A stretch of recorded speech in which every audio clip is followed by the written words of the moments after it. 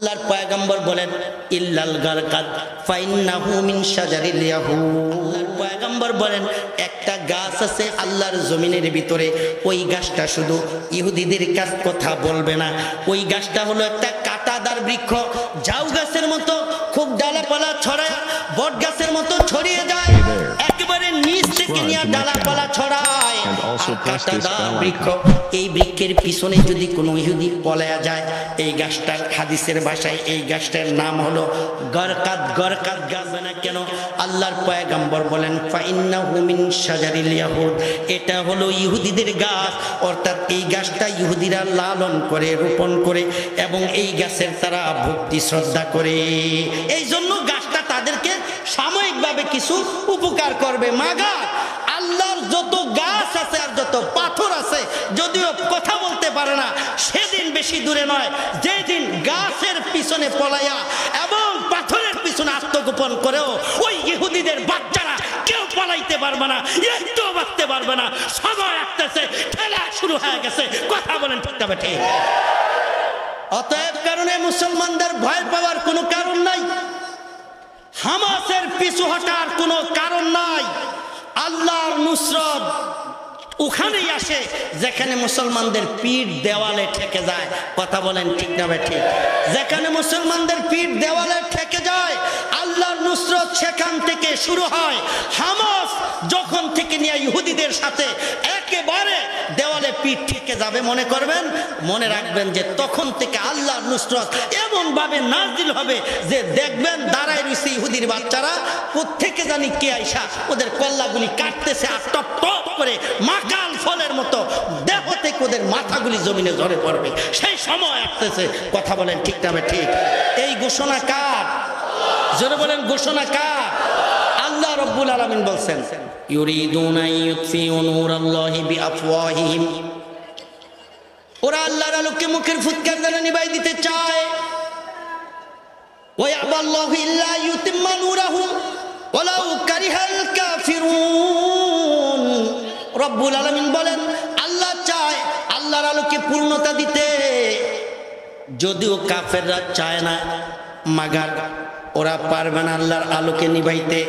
এবার একটা প্রশ্নের জবাব দেয়া যায়, এই যে ইহুদিদের হাতে এত বড় বড় মারণাস্ত্র ক্ষেপণাস্ত্র থাকার পরেও, আমেরিকা তাদের পক্ষে থাকার পরেও এবং ব্রিটেন তাদের পক্ষে থাকার পরেও, ফ্রান্স, জাপান, জার্মান, কোরিয়া তাদের পক্ষে থাকার পরেও এর ময়দান ছেড়ে ওরা কেন পলাবে? ময়দান ছেড়ে ওরা কেন পালিয়ে যাবে? এর উত্তর আল্লাহ রব্বুল আলামিন কোরআনুল কারীমের ভিতরে দিয়েছেন। আল্লাহ তাআলা বলেন ওয়াইদু লাহুম মাস্তাতাতুম মিন কুওয়া ওয়া মিন রিবাতিল খাইল তুরহিবুনা বিহি আদুওয়াল্লাহি ওয়া আদুওয়াকুম ওয়া আখারিনা মিন দুনিহিম লা তা'লামুনাহুম আল্লাহু ইয়ালামুহুম। আওয়াজ দিয়ে পড়েন আল্লাহু আকবার। আমি আপনাদেরকে এই প্রশ্নের জবাবটাই দিতেছি। আমি বলছি, ওয়াদা করছি যে 11:15 পর্যন্ত আর 4 মিনিট আছে, আমি শুধু এই প্রশ্নেরই জবাবটা দিতেছি। শুধুমাত্র শুনেন। আল্লাহ রাব্বুল আলামিন বলেন কোরআনুল কারীমের ভিতর ওয়াইদু লাহুম মাস্তাতাতুম মিন কুওয়া ওয়া মিন রিবাতিল খাইল। আল্লাহ তাআলা মুসলিম উম্মাহকে ডাইকা ডাইকা বলতেছেন, মুসলিম উম্মাহ তোমরা তাদের বিরুদ্ধে তোমাদের সাধ্য অনুযায়ী শক্তি সঞ্চয় করো, অর্থাৎ জিহাদের ট্রেনিং গ্রহণ করো। আল্লাহু আকবার বলেন, আল্লাহু আকবার। কি বলছে আল্লাহ? কি বলছে? কোরআনের আয়াত ওয়াইদু লাহুম মাস্তাতাতুম মিন কুওয়া, তোমাদের সামর্থ্য অনুযায়ী ওদের বিরুদ্ধে শক্তি সঞ্চয় করো, জিহাদের প্রশিক্ষণ গ্রহণ করো। বলতে পারেন ওদের বিরুদ্ধে আমাদের সাধ্য মতো আমাদের আছে কি? আমাদের আছে কি? হেরা অস্ত্র আবিষ্কার করে কিছুদিন চালাইয়া এরপরে যখন এটা দেখে যে এইটা আর হ্যাগো ভালো লাগে না, তখন ওইটা এরা আমগো মুসলমানদের কাছে বিক্রি করে। কথা কোন ঠিক না ঠিক? হেরা আমগো মুসলমানদের হাতে কি আছে না আছে এটা হেরা জানে না। জোরে বলেন, জানেনি। কেন জানে? কারণ আমরা যা আছে আমগো হাতে শব্দ হ্যাগো হাত থেকেই আসে। আমগো অস্ত্র হয় আমেরিকা থেকে কিনি, নাইলে মুসলমানদের অস্ত্র চীন থেকে কিনে, না হয় মুসলমানদের অস্ত্র রাশিয়া থেকে কিনে, না হয় ভারত থেকে কিনে। কথা কর বলেন ঠিক না ঠিক? তাইলে আমাদের কাছে কি অস্ত্র আছে না নাই এরা জানে কি জানে না বলেন? তাহলে যদি জানে তাহলে হেরা তো জানেই যে আমাদের কাছে 2 নাম্বার গুলি বিক্রি করে, 1 নাম্বার গুলি ওদের কাছে আছে। এরপরও ময়দানে এমনভাবে ভয় পাইয়া ভীত সন্তুষ্ট হইয়া গাছের আর পাথরের আড়ালে লুকাইয়া জীবন বাঁচানোর জন্য কি পরিমাণ ভয় তারা ময়দানে পাবে, যে বাইরে যায় জীবন বাঁচানোর জন্য আত্মগোপন করবে পাথর আর গাছের পিছনে। তাহলে ময়দানে যে ভয়টা ওরা পাবে, এই ভয়টা পাওয়ার কারণ কি? একটা প্রশ্ন আছে না? এত কিছু থাকার পরেও আমগো কাছে কিছু নাই, এরপরে ওরা আমাদেরকে ভয় পাবে কেন? এই ভয় কেন পাবে এটা আল্লাহ তাআলা বলতেছেন, ওয়াইদু লাহুম মাস্তাতাতুম মিন কুওয়া।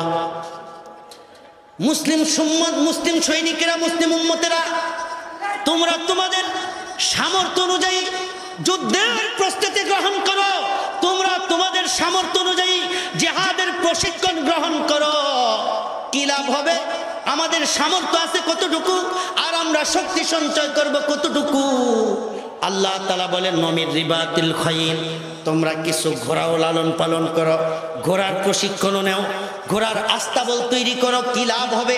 রব্বুল আলামিন বলেন কোরআনুল কারীমের আয়াত, তুরহিবুনা বিহি আদুওয়াল্লাহ ওয়া আদুওয়াকুম ওয়া আখারিনা মিন দুনিহিম লা তা'লামুনাহুম আল্লাহু ইয়ালামুহুম। রব্বুল আলামিন বলেন তোমরা যেটা বলছি এটা করো, তোমাদের সামর্থ্য অনুযায়ী শক্তি সঞ্চয় করে ময়দানে নাইমা যাও, ময়দানে নাইমা যাও। রব্বুল আলামিন বলেন তোমাদের সামর্থ্য অনুযায়ী যদি তোমরা শক্তি সঞ্চয় করে ময়দানে নেমে যাও, রব্বুল আলামিন বলেন এইটার দ্বারাই আমি আল্লাহ তাআলা কাফেরদের অন্তরের ভিতরে অজানা একটা ভয় ঢুকাই দেব। আল্লাহু আকবার।